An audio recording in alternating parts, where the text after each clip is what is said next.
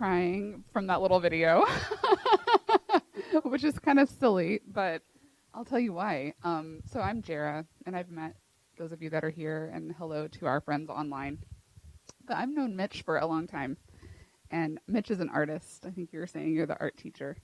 And so Mitch has a gift of just using his art and his expression. And so you'll hear more about our story, but Amanda and I did theater together in Selma, Alabama for about 10 years. We had a community theater. Neither of us had ever really directed large groups of children in theater before, ever. We had both had theater experience, but not in, you know, in that community theater, 80 people showing up to audition kind of setting, and we needed help. And our friend Mitch did all the artwork for us for our show, and we didn't have any resources to do backdrops, and so he started designing backdrops. And so the show you see up there are like our kids, and it's just beautiful to see. Kind of, I think I feel that for today, what can really happen when we kind of tap into what we love to do and share that gift with other people and with our students. And so it's, I don't know, just from us kind of doing little shows together, what felt like little shows or big shows, like something so beautiful has happened that's touching lots of people around the world. So I'm so happy you all are here. I feel that for today. We have a few of us in the room and then quite a few people logged in online. And what I'm hoping today is we can just talk about our experiences, kind of remember why we're doing what we're doing, and then also get some tools, like some practical tools to help us do a better job at what we're doing. So thank you all so much for coming. It's like tropical storm warning outside, so thanks for braving the crazy weather and being with us. But it's so good to meet you all, and I'm happy to, I think whenever like creative minds get together, sometimes I think we can all be out there doing our thing with our students and be giving and giving and giving. And sometimes it's so nice to like come get a little bit of refueling, get a little inspiration, hear stories of other people that have gone through and are going through the same things, and just connect. So we're happy to have you here. So thank you. I'm Mitch. I was thinking, actually, it's going to be a really open room today. It's not us. I mean, we were all talking. We're like, one of the things we do not like is sometimes you go to a workshop or a conference or a get-together and you feel like it's just people dispelling information to you. And like we have discovered, like Amanda and I just came back from a trip to Nashville, and we had a room full of teachers, and there were so many beautiful ideas and pieces that just came from the room. We want you guys to know, I want to introduce Robert back there. Robert has been kind of our man behind the scenes, setting up last night. I turned to Robert last night as we were kind of setting things up and getting ready, and I said, I just have been thinking about how you guys are my people. And I love that about theater. I remember I set up a Facebook group a few weeks ago called Theater Inspires, and I actually want to give a shout out to a lady named Lisa, because she wrote in and she saw the first few posts and she goes, "You are my people." And it's like there is something about community, there's something about working together, there's something about the synergy. I think that there's just something beautiful in the arts and in theater where we can come together and share ideas. And I've talked to so many teachers who are just so loving and kind-hearted to share their stuff. They share costumes, they share ideas, they share these things, and I think that that's something that we really want to do more. I also want to introduce Amanda. This is Amanda. I'm Amanda. Hello, I'm Amanda. Nice to meet you all. Online, out in Radioland. It's not actually Radioland, it's more like online land, right? I'm a director ish. I sort of landed in it, like some of you I've talked to today sort of landed in it because we had an opportunity to start like a youth program with a bunch of different kids in Selma, Alabama. And we had the most theater experience of anybody of our friends. And they were like, well, let's try it. Let's just do a musical, see what happens. And that was about 10 years ago, and it grew and grew from there. But everything we did with theater, we learned it was an incredible, unifier, an incredible way to teach about life skills and teach about there's so many things you can learn from theater, as well as how to express yourself and perform and get along with other people and communicate with people or do things up in front of people, which is like, huge fear for all of us, But we worked together and built that thing, and then from there we've all branched out and gone to a lot of different directions and done some different things. But one thing that brings us all together is Theater Avenue. Mitch's projections have been something that started from the ground up, and now I use in every show, basically, because it's a big part of us. So anyway, it's exciting to meet a bunch of different people who are doing some of the same things across different. We're doing them differently, but we're doing the same thing functionally. And it's important to share our wisdom. And so I may, at some point, if I'm sharing different things, I may call on you and say, like, hey, what did you do? Or what are you doing with this? Or how's it been working? Or different things. Same for people out there. Yeah, like you said, open forum. We want to hear from you all as much as we have anything to share with you, because we are really all in this together, as they say in High School Musical. So, all right. I'm Amanda. It's nice to meet you. That's a little bit about me. You'll get to know me a little more as the day goes. Yeah. I want to introduce Kylie, too. Hi, I'm Kylie. It's so funny. Everyone keeps saying, I landed into this thing. I did, too. I danced from 3rd grade up until high school. I ended up quitting in high school because I couldn't go anywhere else with it. And then I ended up in Alabama and met Amanda and Jarah, and they needed a choreographer. And I'm like, oh, sure. Cool, let's do it. But then I ended up not choreographing anything, and all the kids ended up choreographing everything. And I just got to be a tool in some way to help them find out who they were through dance. And dance and theater get to work together by teaching kids how to express themselves. So I know that's kind of why I'm here, is to just talk about the dance piece, but it's all involved, because I actually now have I have a little tiny ballet class of like little teeny tiny people, but then like older people started coming, and I have like a 23-year-old in my ballet class now. And so now I'm like, Mitch, we're going to do a show. We need like projections that can flow with like a dance performance, not just acting. So like this can be used in all kinds of ways. So anyways, I don't know what I'm doing in this area yet, because this is my first time doing the projection with ballet, but I know it's possible because I've seen how it works with everything that they've done already with Theater Avenue. So you'll learn more about me too later. And we're going to do things a little bit different today. It's kind of one of the, I guess, the great advantages to landing in something, which is you don't already know what has been done, so you just kind of like forage your own way. And as I've met drama teachers, I find that they are doing the same thing, which is I see what's being done out here, but then I have to find a way to really make that work for my kids, and to really tailor to them individually. So one thing we're going to do, and this is something that I love to do, it's not that I want to be Charlie Rose, but I get to play Charlie Rose, or I get to like sit down, and we started a YouTube channel where we do this too, where I sit down with people like Jarah, like Amanda, different directors, and if you all want to be involved, you should, because I just love hearing stories, and I think that sometimes is the best way for teaching to come out too, is for someone to just share their story. In fact, when Kylie shares her piece today, I think it's pretty much going to be that whole just kind of question and answer format, but we wanted to put that at the front end of every piece, and just see what happens, and see like what learning happens and what sharing happens. And then like we're saying, like if in the middle of it you have a question or you have an idea, just feel free to jump in and ask and interrupt us at any point, because we really do want this to be open. So actually Jarah and I are going to start. I have my little Charlie Rose card here for you. Great. But can you talk a little bit about how you even got into theater, how you got interested in theater? Sure. So I think we were talking a little bit, like there was something in me from when I was really little that just loved making little recordings, or I'd make up shows with my little brothers and sisters. And I think the first show I remember seeing was Sound of Music when I was like really little. And then, so you see like little Gretel on stage who's like 5, and then I'd watch the movie and be like, I want to be her, And so I did some school theater in elementary school, and then high school and college and stuff like that. So yeah, I think it was kind of, there's like both of my parents like to sing, and my dad was in some shows too. So I think it was. Tell me about one of your most memorable experiences in theater.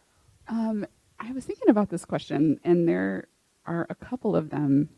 I think as a performer, when I was in 9th grade, I was part of one act competition, and it was the first time I had ever like auditioned. I had gone to private school up until 8th grade, so it was kind of new, like public school in general. And so I auditioned for the one act play, and I actually got a part, and I was like, oh my gosh, I'm in the show, y'all. And then we went to competition, and like we won. Like, and then we got to advance, and then we got to advance, and we didn't make it all the way to state. But there was something about being part of that experience, because it was a situation where our school had just split off from another school, so it was a new teacher. It was the first time anybody had ever done it, and so to be part of that was really cool. And then I have some really like memorable, because they were challenging moments in teaching theater. Every school that I have taught at, I was starting the drama program from the ground up. Like I wasn't walking into like there's an actual theater space, like not even a stage, or there wasn't costumes already, or there wasn't a prop room, or things that I like in community theater and college. Those things are there. So I taught at a high school for a while, and we just did little shows like in the band room, or we'd like travel around to like elementary schools and perform there, And then the college I worked at, we had a stage that was like, I think Amanda and Julie helped me. Like actually, we had to like put up curtains to make wings on the side, because everybody could just see the kids just hanging out there. And it was like just a strip. It's more like an auditorium where you do a lecture hall, So there was a lot that went into like actually building the space, And then, so just different experiences, like we're doing Snow White, and Snow White gets like expelled from the college 2 days before the show goes on. And we have like 500 people showing, like 500 children showing up.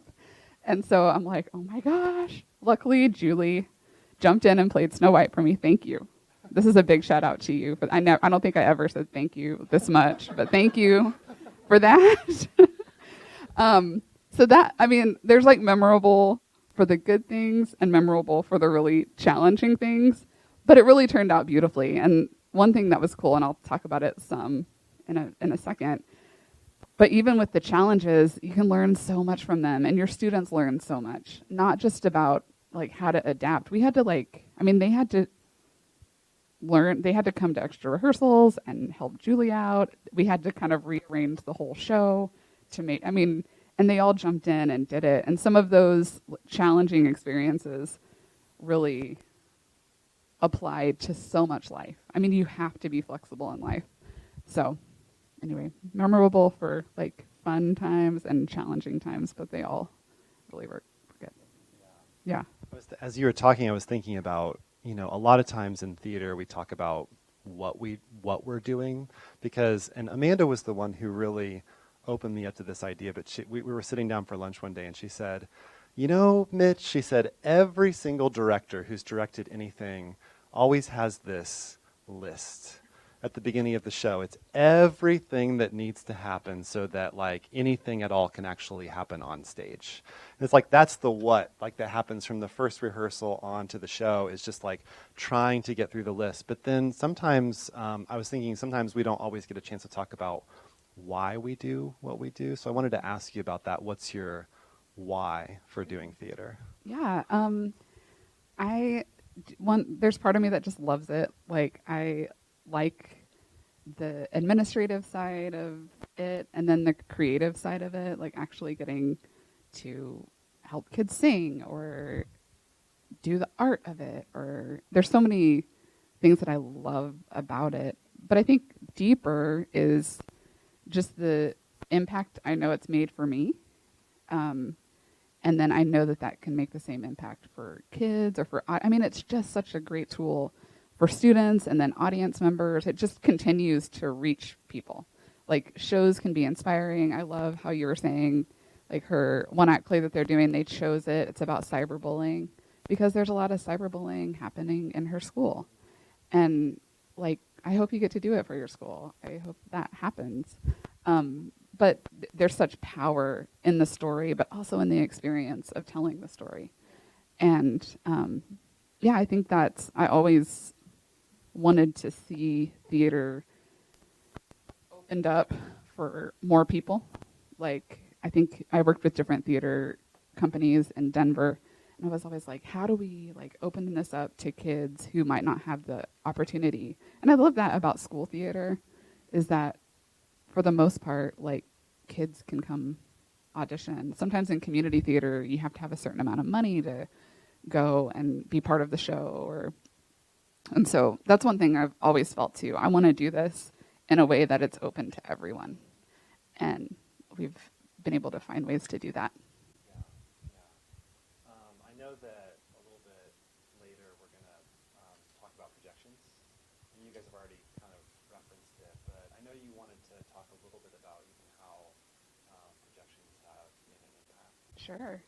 Yeah. So one thing about starting theaters from the ground up in pretty much every theater I've ever been in is projections. All you need is like the projector and something pretty to put up on the screen.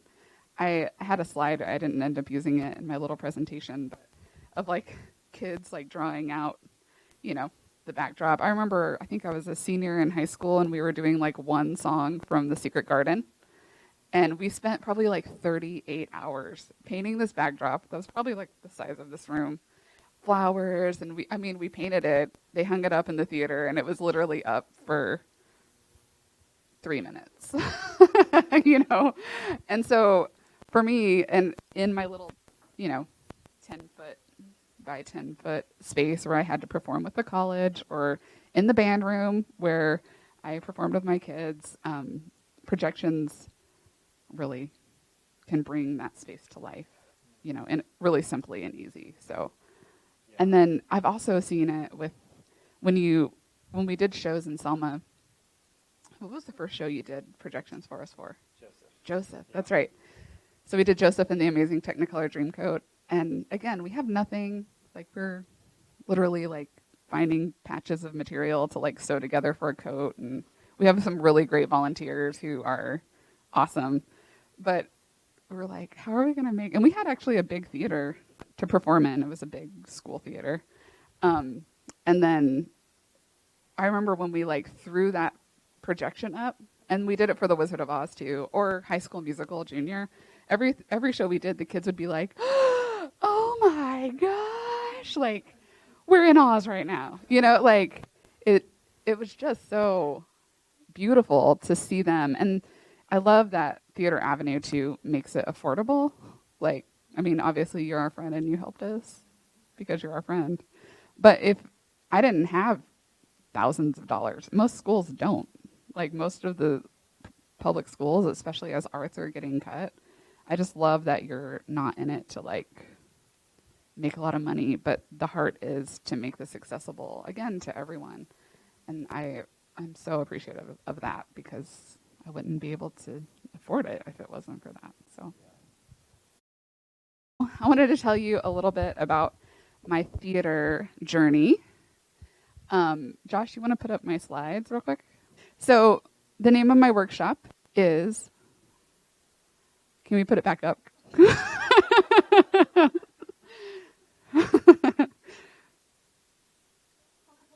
Okay. Oh yeah. Breaking the ice in non-theater settings. So, my theater journey has led me from, productions in my living room. There we are. So this is me and my little brother and sister. We just, that was probably after, like South Pacific production or something. So started young.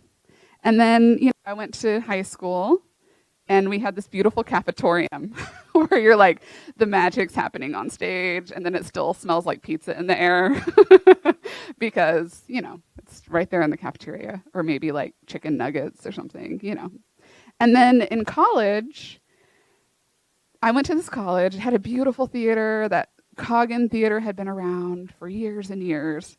My freshman year, we like have our first class, Intro to Dramatic Arts, on the stage, and the director's like, well, just so y'all know, the theater is condemned and we have to move out.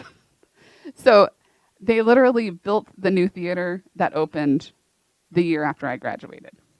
I never performed in that theater or the new one. So we literally, for like 2 semesters, performed in a barn that had cows in it. They moved the cows out, and we built a stage in the barn. We also did, we built a stage in a church gym, everywhere. So I didn't really think much of it. It was like, okay, cool. And I was like theater work study person for the tech director. So it literally was like sawing stuff to build the stage. And I was like, oh, whatever.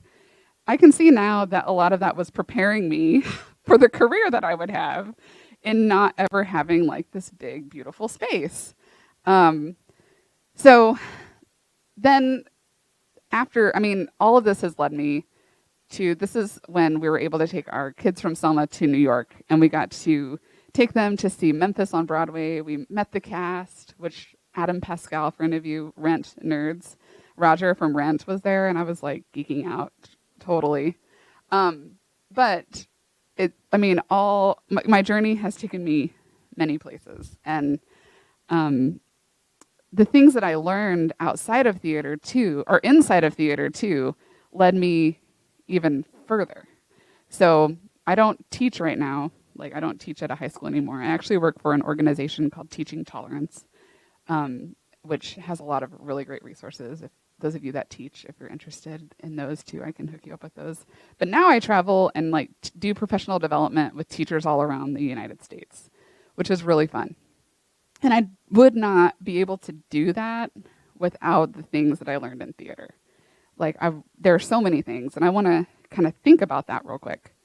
But I want y'all to think about something that you've learned through doing theater that has helped you outside of theater. Or even think about your students, like things that they're learning through theater productions that translate into non-theater spaces. Anyways, anybody want to share a piece of something they've learned?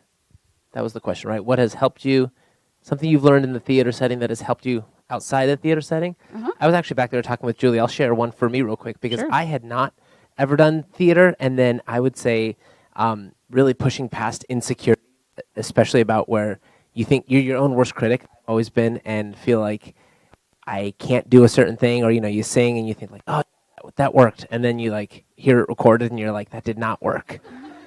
And then outside of that, it's like going into my job, and it can feel this I think every adult kind of can feel this I'm a little kid still. When do I become an adult? When is this the moment that's and I'm like, no, I am in charge. No, hang on a second. I am the one doing this. I am the one making decisions. And so some of that, and that has transpired on stage where it's no, I do sing this song right now. I am supposed to sing it, and it might be off key sometimes, but here it goes. So that's for me.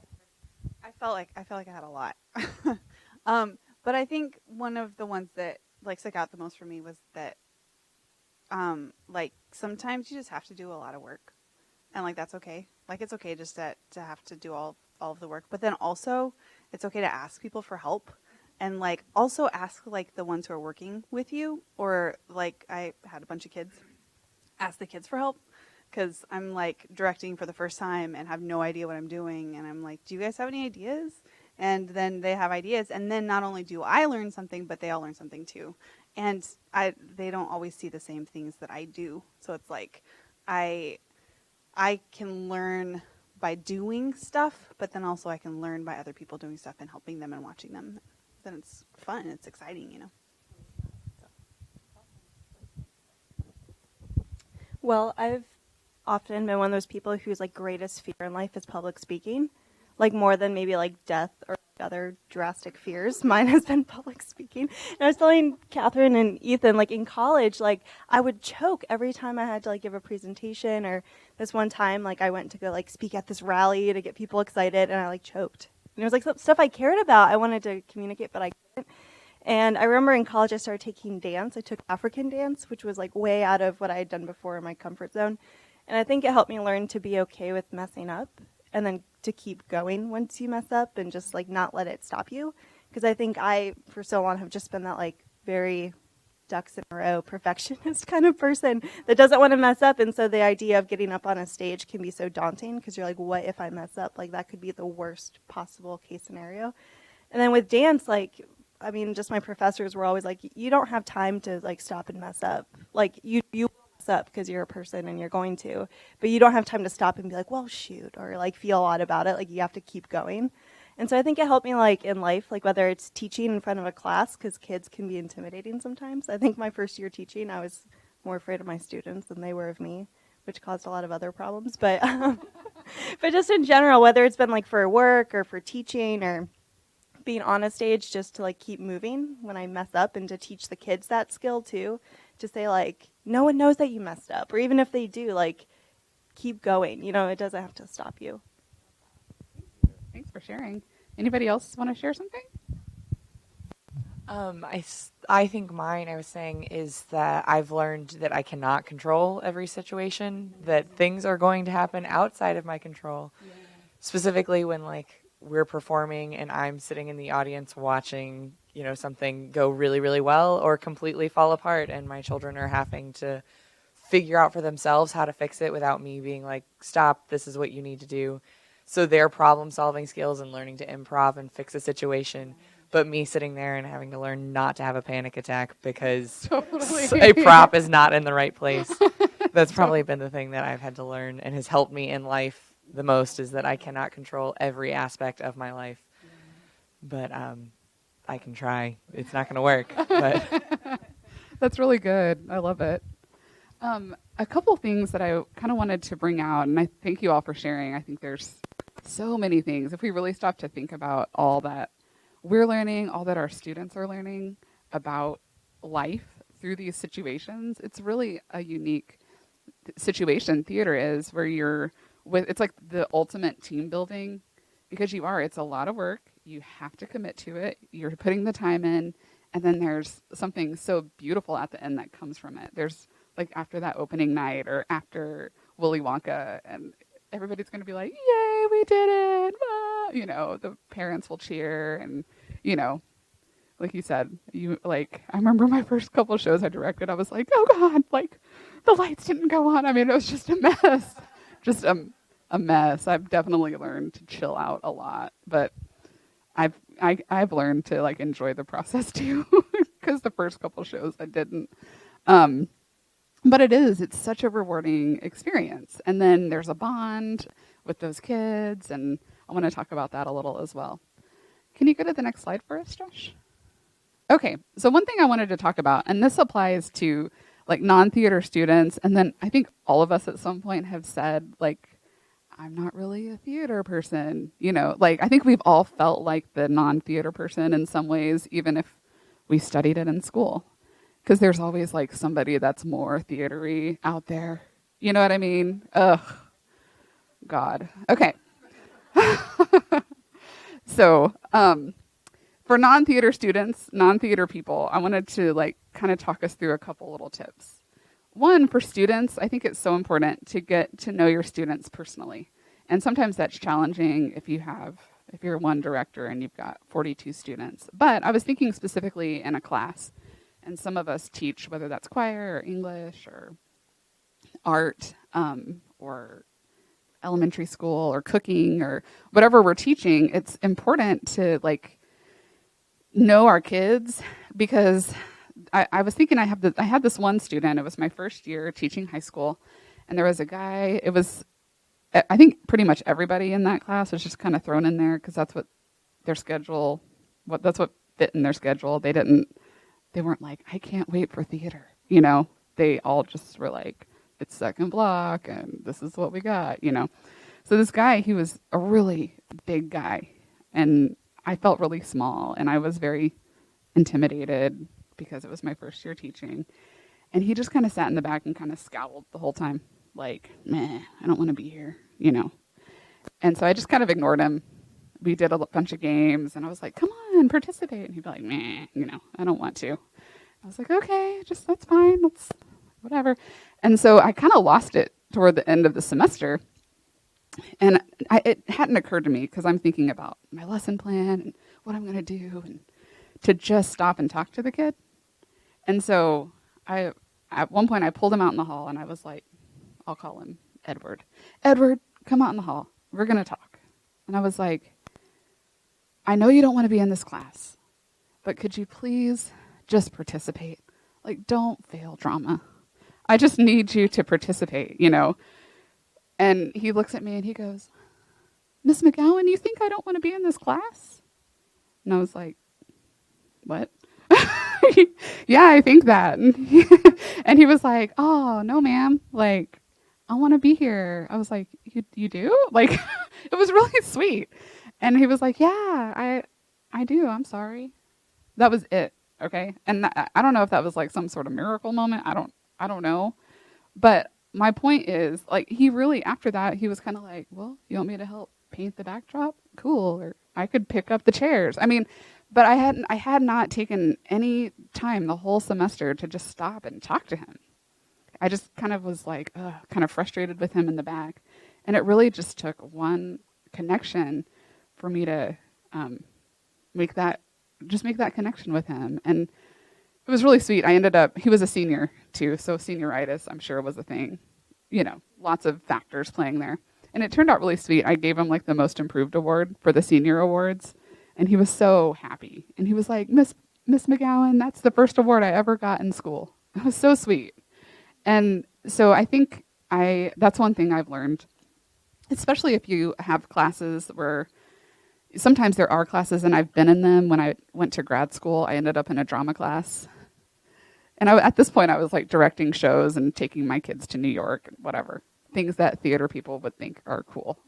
They didn't. I had not been in a show with them. They didn't ever talk to me. I was like totally not in the theater group at my college. So that's when number 3 there is like avoid the drama clique. And I think as teachers and drama directors, we can really set the tone for that. I felt that at the place where I got my master's degree, there was like a major clique when it came to the drama kids. And I wanted to participate in the drama class and like, I don't know, share from my experiences. Nobody cared because they were just like, we're going to Nashville next week. Oh my God. You know, I'm like, cool. You know, no, I mean, it was just so there. And I think as teachers, if we can acknowledge that can be a thing and dispel it and make sure that we're including new kids that come in, people that are, even if it's community theater or with your after school program, it's like, let's really step back from all the details for a minute and look at my kids. Who am I missing? Who might feel like an outsider here? Because I think as theater directors, that's one thing that we're really responsible to do. And that's kind of become the focus of how we do theater, is to really give kids like an experience that will be transformative for their lives.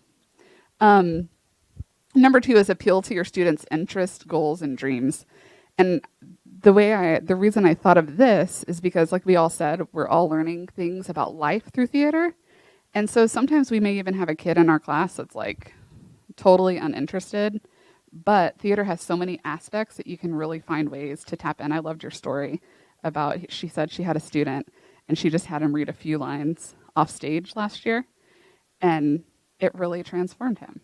Now he's like talking to people and making friends, but finding little ways to like figure out, how can I connect with this kid and connect with what they want to do. They may not ever want to be on stage, but maybe they love to paint, or maybe they love to design sets, or maybe they want to be a professional singer later on. And you can appeal to that, like, hey, you might not really care about this class or this show, but while you're here, learn this, because if you really want to be a professional singer, you're going to need some confidence. You're going to need to know how to audition. You're going to need to know how to make a budget. I used to do that with my drama kids when I taught college. It's like, okay, let's learn about budgeting a show. And this is going to apply to your whole life, you know? So there's ways to like teach that can even open up your students' minds that this is bigger than just this show or this little activity we're doing in class. And the 4th one is remember how it feels to be the new kid. I think sometimes, again, we've got our list of 200 things we want to do, and we can forget like the nerves that are there, that first rehearsal, or when you're trying to figure out who you're going to be friends with, or how you're going to fit into this new group dynamic. And so I think we've all had those moments when we've been the new kid. And I always want to be reminded of that when I start a new show or when I start a new workshop. Like, we've all been in a place where we've been the new kid and we can remember how that feels. I was also thinking, if we could go to the next slide, Josh, in non-theater settings.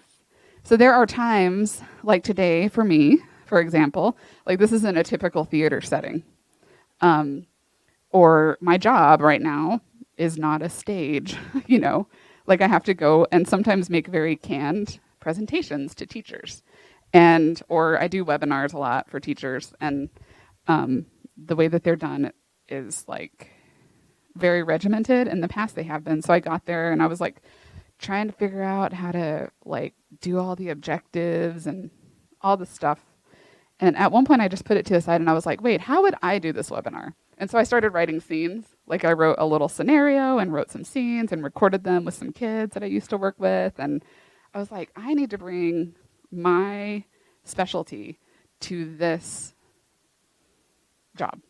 If I don't, I'm not happy, and then everybody else is missing out. So I was thinking, well, if we have time, we'll do a little scenario real quick. But like, if I have to go talk to the faculty about the drama budget or what we're doing, and the faculty's already after school ready to go home, like how do I make that alive? How do I connect with people's hearts? How do I paint a scene and make a different world and take people on an inspirational journey by doing a budget? You know, it's possible. And let your flair shine. It's so easy to get into settings like in theater. We can feel a certain comfort, or in music or art, there's a way to express what's in us, and then we can get in other settings and feel very quenched. And I have experienced that a lot as well. And I'm learning, and I have learned I have got to be me there and bring some of that flair and some of that pizzazz, or it's just missing out. Help break the ice with theater games. So I know I use a ton of different icebreakers, and I'm happy to share some of those with you all. But those icebreakers that we do with theater kids are the same idea of team building. We can use those in other places too to really break the ice. And then draw your audience in with theater techniques. So I think I have time to do at least one scenario. If we could go to the next slide. Okay, so we're going to do a little scene real quick. Let me see. Will you all be part of my scene? Perfect. Y'all come on up. Kylie. Promise you want to be in it too. Robert, you can come be it too. I was just bringing the mic, but I got cast all of a sudden. You're in the show. Okay. So our setting is a classroom, and we could probably use this row and maybe this row too. So y'all have a seat. Robert, can you be the drama teacher? Of course. Great. So, promise, this is Lily, is our character. You're Lily. And so this is an intro to dramatic arts class. Why don't you come be in the scene as well? Perfect. Okay, typical intro to dramatic arts class. Lily does not want to be in here. It's the only thing that fit in her schedule. Okay, nothing. Mitch, could you come sit over here by Lily? Now, in this theater arts class are tons of other people who have already been in theater together. They're so excited about the next show. Okay. And Lily does not want to be in there. So this first time we're going to do the scene, I want you to fail. Got it. Okay. And then we're going to... No problem. We're going to pause the scene, kind of talk about how we could do things differently, then do the scene again. Okay? Great. All right. Go ahead. Good morning, class. How's everyone doing today? Fantastic. Good. Everyone's... Oh, man. We are excited for the show. Hey, did anybody watch the This Is Us last night? Did you guys see that on? I know, right? Fantastic. Seriously, if you haven't watched it yet, really good show. But fantastic. So, is everyone here signed up for auditions for this coming weekend's auditions on Saturday? Perfect. Everyone. Oh man, I love that. Fantastic. Does anybody have any ideas yet for costumes? We had talked about doing some costumes. Everybody, what did you guys think? Will you please? That'd be great. Here, actually, I'll add you to the Facebook group, and we'll just go ahead and share those. The whole, that's so good. I love that. Everyone's into it. I love this. Good. Okay. All right. So Lily, what's going on in your head over here? This is so boring. And these people are weird. And I hate auditioning. I would never audition. And can I just go home now, please? Okay. So what do you think? What are some ways we can all talk? What are some ways that drama director Robert could engage Lily? What do you think? Introductions. Basic introductions, or treating everyone as like new to the situation instead of there being a pre-existing like group or assumption that everybody's on the same page. Great. Good. What else? Like if you're asking who watched This Is Us, and everyone did except for Lily, being like, Lily, what did you watch? What are you into? You know, what did you see this weekend? Make her feel like still a part of what's going on. Good. Anything else? Yeah. The comment of the Facebook group that she's obviously not in already. Yeah. That probably wouldn't help, you know. Right. Yeah. That's a good point. Very good. Great. Okay. Let's do it again. And Great. so, Don't fail us much this time. yeah, Okay. incorporate some of these. Sounds this good. Great feedback we've gotten. Okay, great. Bring. Hey, good morning, class. How's everyone doing today? Good. Anyone tired? I'm definitely tired. Anyone else? Excellent. Okay. Well, we're gonna do. Has anyone been thinking about our auditions that's this coming weekend? Anyone ready for the show? You guys, you signed up already? Is anybody not sure if they're gonna audition at all? Thinking maybe I won't do it. Is there like, everyone's cleared their calendars? Lily might not. Totally okay not to. That's okay. Did you see the post about it yet though? Did you see our flyer for it in the hallway? We're doing a show that's coming in the spring. And actually, there's stuff. If anyone here, by the way, this is for Lily and everyone. If you are interested in being in the show, there's a place to sign up. There's also a spot to sign up for like tech stuff, or if you want to help design costumes, if you're interested in like learning about the lights and sounds and stuff like that. There's a ton of help we could use. And then this time we're going to be using some elementary kids too. So if anybody here has like friends in elementary schools or something, or brothers and sisters in schools, it'd be fantastic. So that'd be great. You know, if you have not joined the Facebook group for it, come see me. I'd be happy to add anybody in that, because then we're going to start a little group so that we can communicate real easy for everybody. Okay, very somber. I like it. Good. Great. Thank you. Thank you. Okay. Very nice. Okay. Let's do one more. Let's do one more scenario.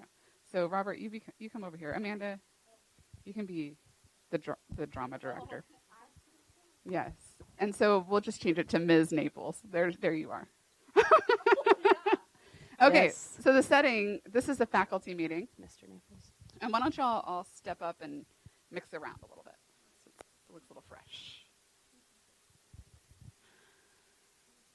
All right, so the setting, this is a faculty meeting. Ms. Naples is the drama director. Hello. Hello. everyone. And she has been asked to review the annual drama budget with the already bored and disgruntled faculty. So, again, we're going to do this the wrong way first. Then we're going to ask the question, how might Mrs. Naples spice up the faculty meeting? Okay. Hello, everyone.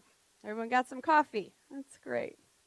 So, I'd like to go over the drama budget with you all. Thanks for, being here. And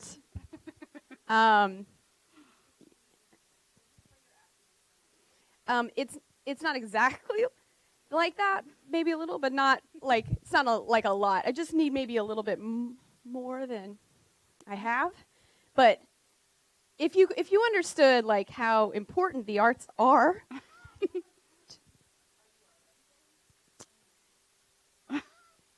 $2,000. That's just real life for me. So a little more would help. I mean, just even a little bit more. Okay, good. Dying. No, that's good. Exactly. That's the point. Okay. So what are some things yeah, go ahead.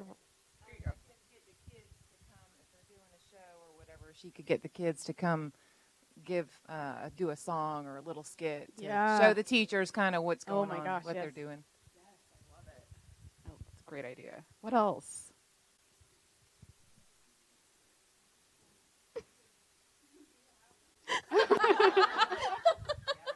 You don't see all your faces right now, though. Start by like you were saying, like theater games or some kind of icebreaker to make it more Force less you like all to play. the one who nobody wants to be there. Instead, be the one who's like inviting everybody to her fun, happy time. Yeah, I think just catching people by surprise would be good, because I think teachers come in with a certain expectation of what it's going to be like, and if you can and that maybe the icebreakers, but kind of catch them off guard a little bit in a good way, then that will kind of prompt things to move forward with a little bit more energy and less just like, okay, I know where this is going in the first 2 minutes. I think too, one thing is to recognize where everyone's at. Just kind of like with Lily too, recognize where they're at, that everybody's coming off a long day of work, appreciate them for what they're doing, and we're so excited for you to see our show. It'll be full of life and fun, and just I think encouragement and kindness go a long way as well. Okay, gonna do it again. Redo. Hello, good afternoon, everyone. How are you? Got your coffee? That's great. Everyone up, stand up. Just for a second. I want you to just stretch just for a second. Yeah, I know. You guys do some serious work during your day, right? Last thing you want to do is sit at a meeting right now. I just want it to be worth your while. Everyone turn to your right. Just a 10-second back massage on the person in front of you. Do it. Yes. Just okay, to your left. Just 10 seconds. All right, better? You got the blood flowing? That's good. All right. No, don't sit down. All right, real fast. Everyone here love to dance? We have an obvious leader. I'm finished. I got them out of their chairs. That's about as much as I can expect. Good, I love it. Give her my hand. Yay! I think it's just fun and important to just think about, so often we can just go through these situations in life from day to day and not stop and think about how to maybe spice them up or maybe remember where different people are at. Especially, I can get really overwhelmed with, oh my gosh, the budget. Did I type it out? Is it there? What is it? What am I presenting? And instead of, stopping and considering where the people are at or what they might need. So there's one last little quote that I wanted to leave with you all. So this is from Ben Franklin, and it says, "Tell me and I forget, teach me and I remember, and involve me and I learn." And I think that is one of the most beautiful things about theater, is it's a way to really get kids hands-on and involved, and that way they're learning so much, not just about how to put on a play, but how to deal with problems and be confident, and they're learning so much. So that's what I was going to share. Thank you all very much.